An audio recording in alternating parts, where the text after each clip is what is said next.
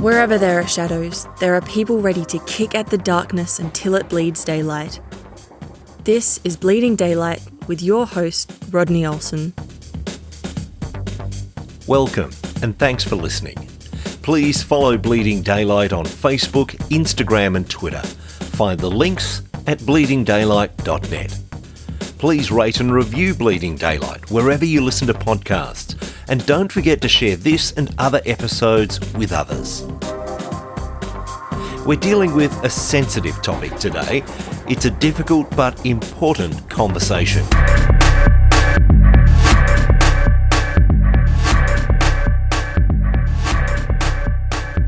Robert Uttaro is a rape crisis counsellor and community educator who has a lifelong commitment to activism and advocacy for survivors of sexual violence.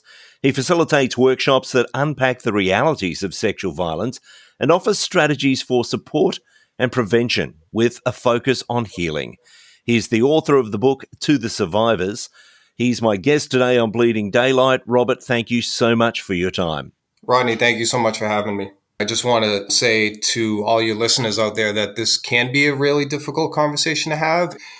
You know, I may say some things that are tough to listen to. So just to take care of yourself, during this interview and after, please do whatever it is that helps you and brings you peace and joy in this world, because this can be tough. Sexual violence isn't an easy issue to deal with, and yet we see its consequences all around us. What was it that drew you towards supporting and helping victims to become survivors? It started when I was a 22-year-old in college. I was a senior in college taking a class on women and crime. We talked about different things in the class, female inmates and female gang members, but there was a big section on the class that dealt with sexual violence. We were reading a book about rape, and it was hitting me very deeply. I really felt like God was actually working in me throughout this time. Then 3 women from a local rape crisis center came to our class and spoke. These women were like angels to me. I found them to be incredibly strong, but yet so gentle, and I was in awe of what they were doing. They ended up showing us a 6-minute reenactment of a perpetrator, of an interview.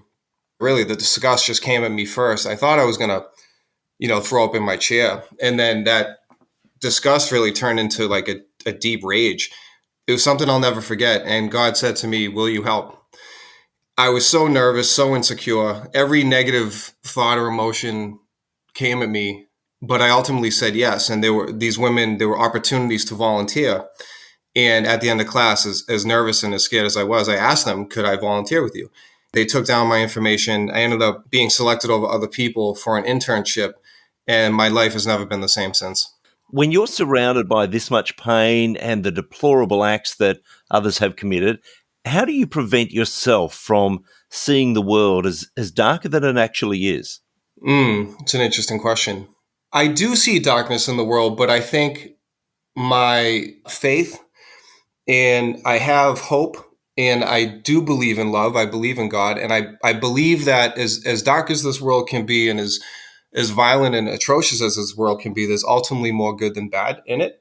And I think so. My faith in God, me personally, is what keeps me positive and keep going in this. So from those early days with that internship, where did things lead from there? What were the things that started to surprise you about this whole topic of sexual violence as you started to learn more and more? Well, it was interesting to do it. We did a 40-hour training. So my boss at the time let me take time off of work to go to this training, and it was just life-changing. I remember specifically the days talking about childhood sexual abuse were incredibly tough. And then after, we would do like meditation work, and that was really helpful in kind of getting out of the misery and the depression and the sadness of what we just talked about. But I remember specifically when I was an intern in the office, a woman that I worked with was speaking to a woman on the phone, and she asked the woman, "Do you mind if a male crisis counselor sits on this phone call with us?"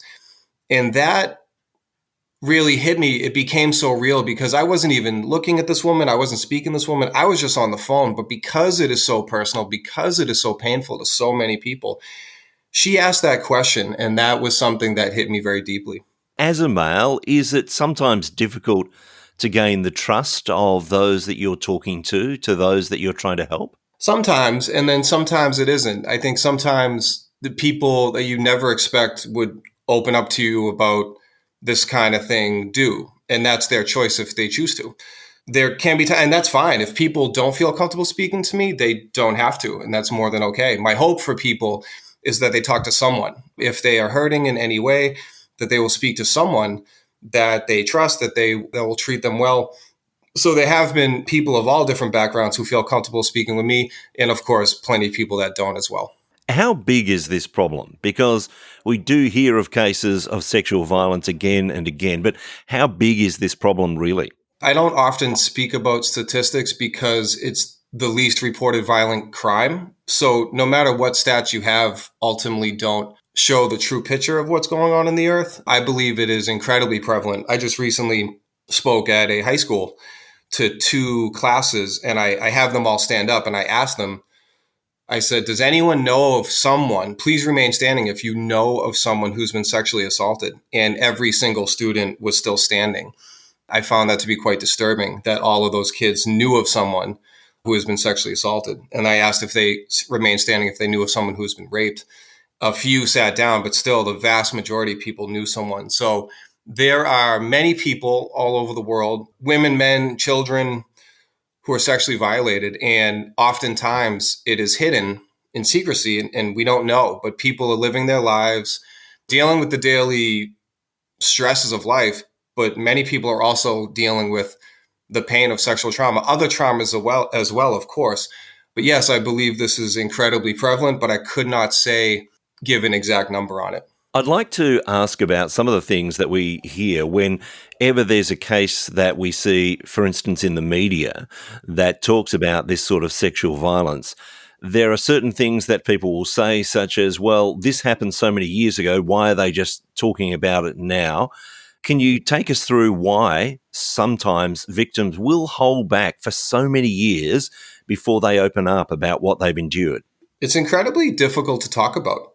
There are many people who are violated, as you said, atrociously, who experience horrific acts and they don't want to talk about it. They don't feel comfortable talking about it.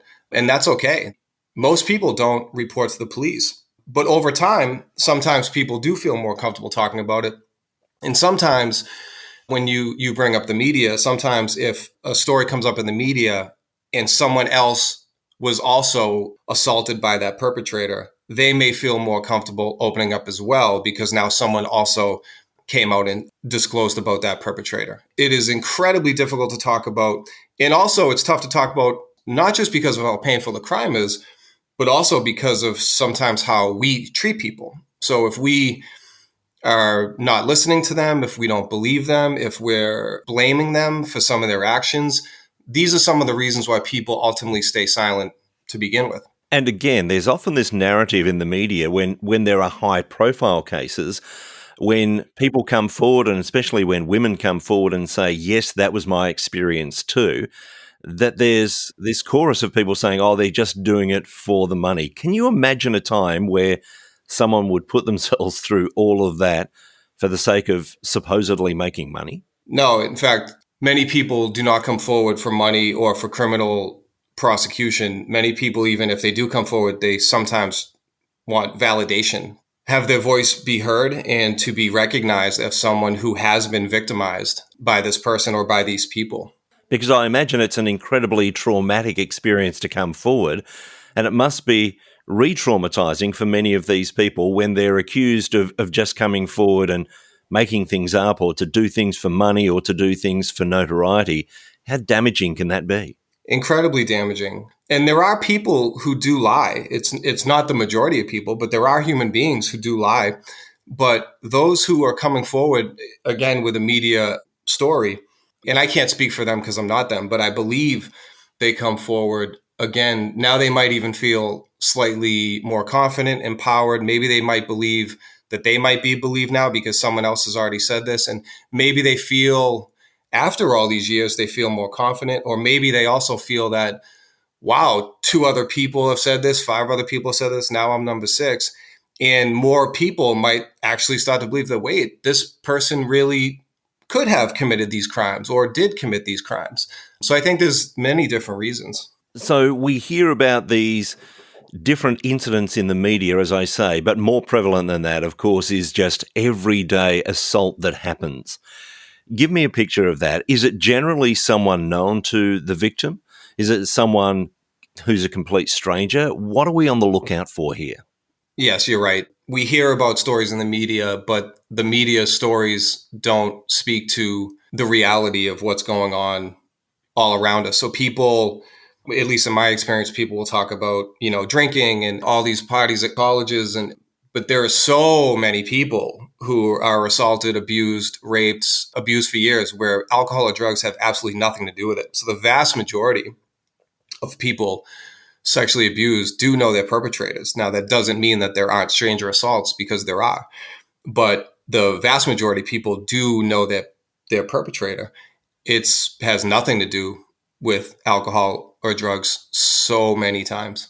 So you have people assaulted by family members, friends, significant others, spouses, leaders in the community. It's on and on. We know that people can have a very warped sense of what is normal depending on upbringing, and to expect that certain things are just how life goes.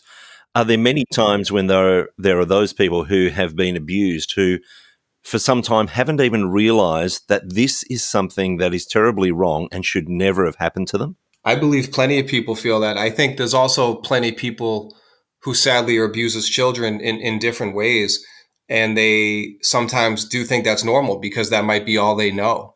That might be normal in their family. And hopefully they come to a realization, I believe they come to a realization in their life where they realize, no, this isn't normal. This isn't healthy. This isn't right. And it's actually incredibly traumatic. And what happens when someone comes to that realization and comes to someone like you and starts to share what they've been through? How do you begin the healing journey with them? One of the best things I believe I can do and other people can do is to really be present and listen to people. And so when people do come to me and they talk to me, I don't just start telling them all the things they should or shouldn't do and all the things I think. I sit and I listen to them. And occasionally I'll say things or ask questions, but I'm trying to help them just be there to listen to them, but also to help them kind of regain that power and control back. Now, back to your question, there's many people that don't come to the realization that what happened to them was wrong, or they really struggle with the self-blame that they feel. Because in my experience, many people are so hard on themselves where they'll say, I shouldn't have been in the room with him. I shouldn't have gone there that night. If I didn't do this, that wouldn't have happened. If I didn't wear a skirt, this wouldn't have happened. If I didn't. And none of those are ultimately true, because it's not what they did. It's what someone else chose to do to them.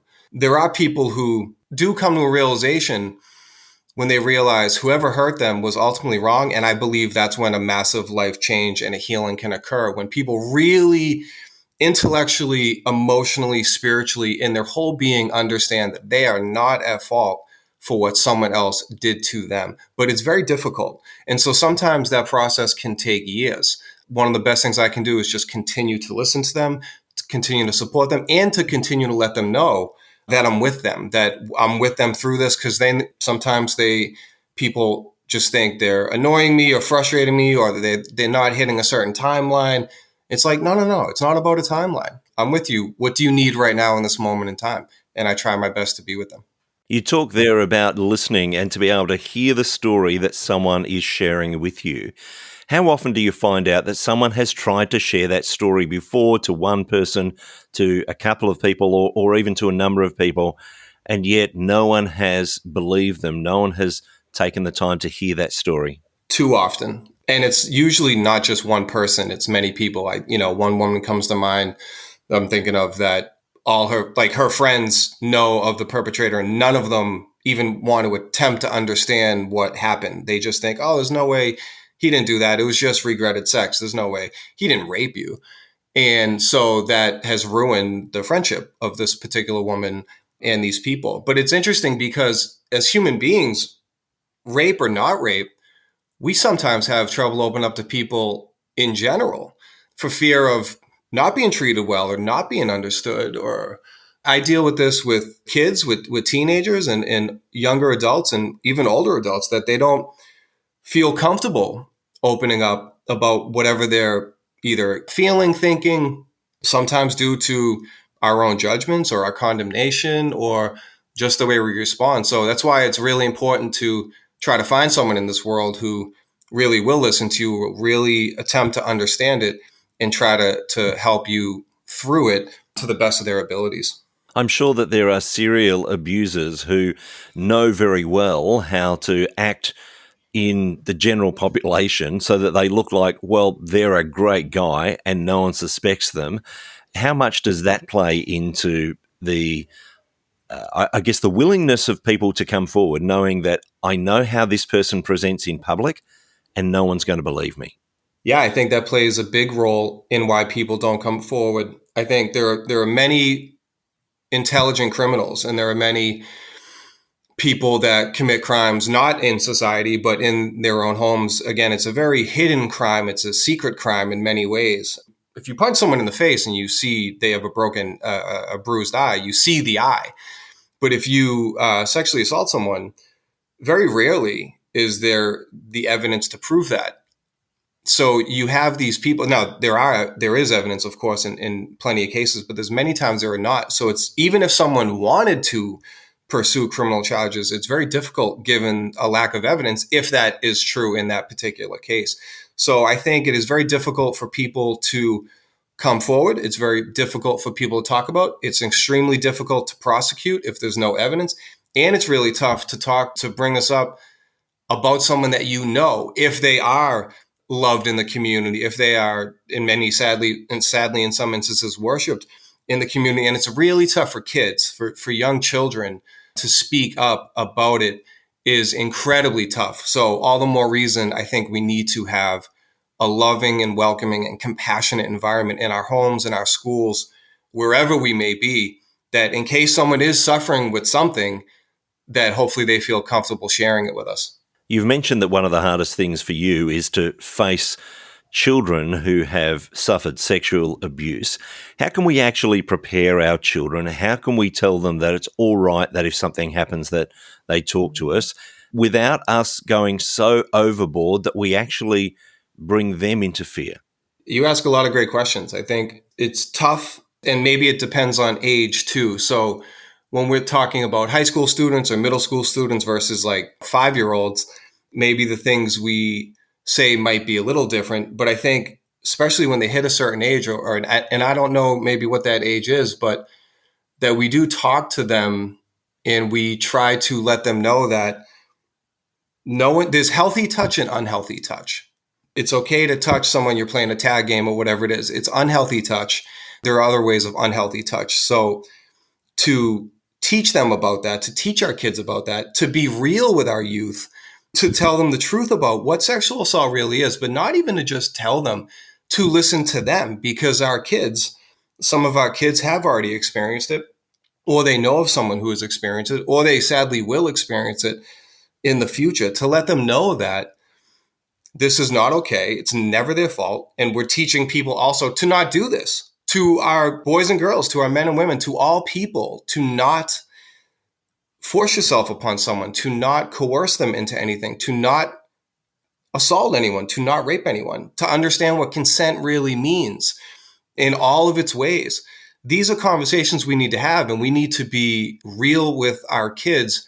And sometimes that's a really tough conversation. I think a lot of parents of schools maybe shy away from it. They act like the kids are too young to have that conversation. I don't think so. I think they need to have a conversation. In fact, I find that many kids want to have that conversation, maybe in a classroom, maybe not one-on-one, or maybe not in a classroom, but they want to hear about it. I have found in my experience, teenagers and kids really respect when you are honest with them. You talked about the start of that healing journey of being able to sit and listen to someone's story, to hear what they have faced, to assure them that they will heal at their own time. There are no markers that they have to hit.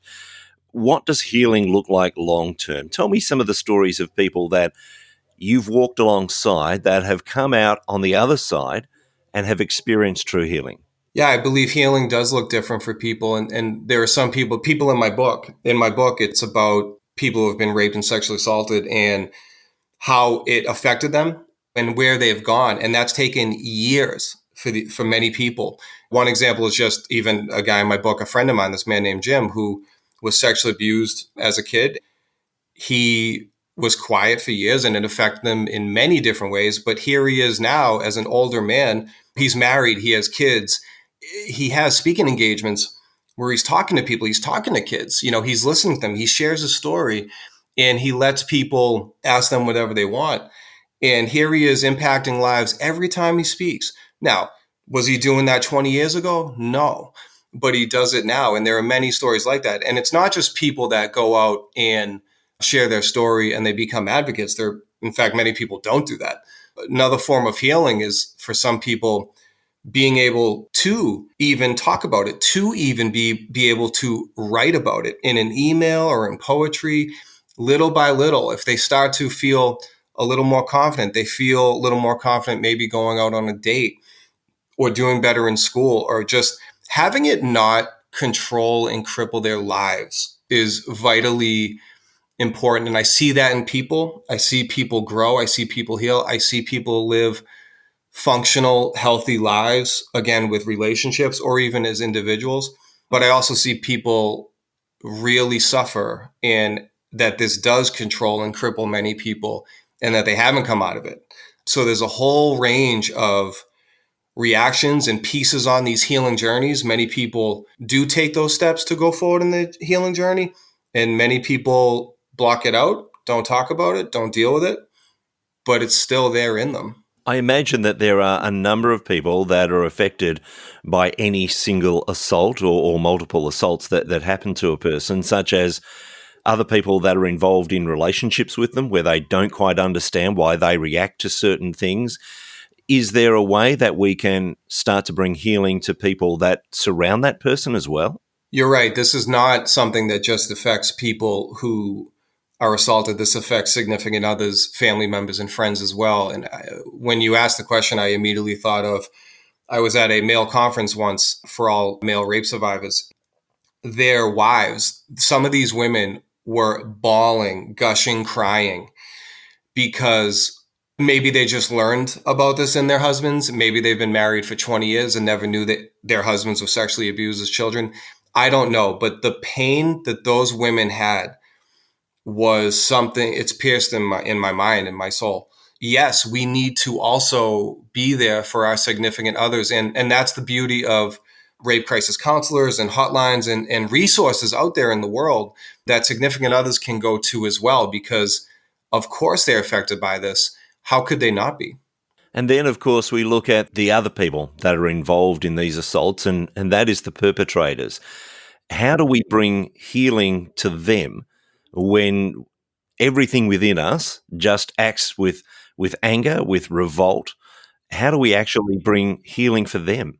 I think people who commit these crimes and other crimes need to stop and change, to not do it, to admit their wrongs, as we all should do in our lives when we commit wrong, and to seek forgiveness and to not do these things again to the best of our abilities. Now, why do people commit the crime? And there's different reasons. And what are these people suffering with, right? Yes, we know that there are plenty of perpetrators who have been sexually abused themselves. There are also many, just millions of people who are sexually abused that do not commit these crimes, that they do not continue the cycle. So how do we help them heal? I think if anyone chose true forgiveness and truly sought out help to change, that we should be there to help them, whether it's in counseling, whether that's in religious life, wherever that may be. But that's a choice they have to make. Have there been times when you have encountered those perpetrators, and how do you deal with that? I don't encounter them often, or at least in my day-to-day life that I'm aware of. I have encountered some people that they were interesting to say the least, and they were not showing any signs of contrition, any signs of remorse, but they also didn't admit their crimes. It was more like a feeling I had. So in my experience, it's not something I see often, and it's not something I see often from my maybe studies or things I've seen in the world where people are seeking to go forward. If my understanding is correct, and I could be wrong, I think this is one of, if not the least changeable crimes, meaning there's so many perpetrators that do commit these crimes, they commit them more than once. Now, it doesn't mean they can't change, but there's so many that keep doing it. I also believe that if they are committing these crimes and are actually caught and found guilty, they should be absolutely be imprisoned. And so when people do commit violent offenses and are let out, maybe in a couple of years, they're putting very dangerous people back on the streets. What would you say then to someone who's listening at the moment who has been through some sort of trauma in this way and yet hasn't really had the courage to step forward to this point? What encouragement can you give them at this moment? I would say it's okay that you haven't come forward. I do not know your experiences. It's all right that you haven't spoken maybe to police or to councils, but I would ask you to listen and understand that there are people out there that truly will be with you and spend time with you and listen to you and believe you and not judge you or shame you, and will do their best to help with whatever it is that is afflicting you. And whatever it is that you've experienced is not unspeakable. It can be talked about. It can be dealt with. You can grow. You can find healing through this. And this does not have to ruin your life. It doesn't mean it's easy. And I would also say that if you do choose to take that step and talk to someone, and if someone doesn't treat you well, to have that not let you stay silent for more years, but really to hopefully find someone else. So if you do get treated poorly, to find someone else who will treat you the way you need to be treated. There's nothing on this earth, that is unspeakable, that we can't talk about and we can't work through. You have talked through these sorts of issues with so many people who have been through such unspeakable violence and assaults. And yet, of course, you can't reach to everyone. And I guess part of you being able to reach more people is writing your book, To the Survivors. Tell me a little about that book. Part of the beauty of the book is to hopefully reach people in parts of the world I would never see. So it's a combination of my journey as a rape crisis counselor with true stories of women, men, and one transgendered man who have been raped and sexually assaulted. I talk about how I got into the work, why I got into it, different experiences with these stories. So there's written poetry, there's written stories and interviews with these people. And it's all raw, it's all real. It just showed, again, what happened to them, how it affected them, but how they've come out of it, and different things that worked for them and maybe different things that might work for you or someone else. But it's not just about rape and sexual assault too. There's other issues of life in there and messages of spirituality. And I believe it is a universal book.